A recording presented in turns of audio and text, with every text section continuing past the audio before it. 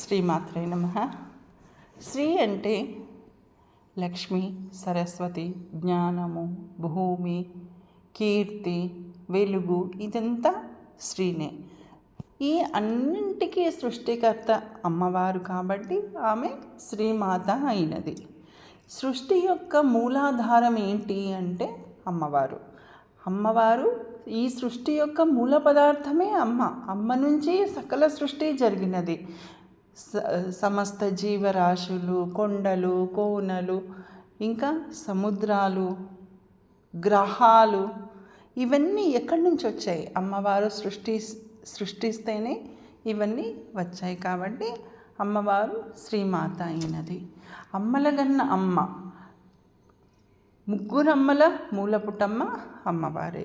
కాబట్టి శ్రీమాత అంటే అన్నింటికీ సృష్టించినది కాబట్టి ఆ అమ్మవారే అందరికీ తల్లి అయి ఉన్నది.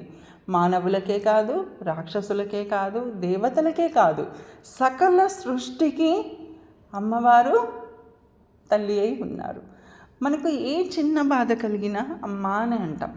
అమ్మ అని అన్నప్పుడు మనకి ఎంతో ఏమంటారు, అభయం అనేది లభిస్తుంది కదా. అమ్మ అనగానే బాధ ఉపశమనం అవుతుంది. కాబట్టి అమ్మ అని పిలవగానే అమ్మవారు మనల్ని రక్షించడానికి, మనకు అభయాన్ని ఇవ్వడానికి అమ్మవారు ఎప్పుడూ సిద్ధంగా ఉంటారు. కాబట్టి శ్రీమాత అంటే సకల సృష్టికి జనని అని అర్థం.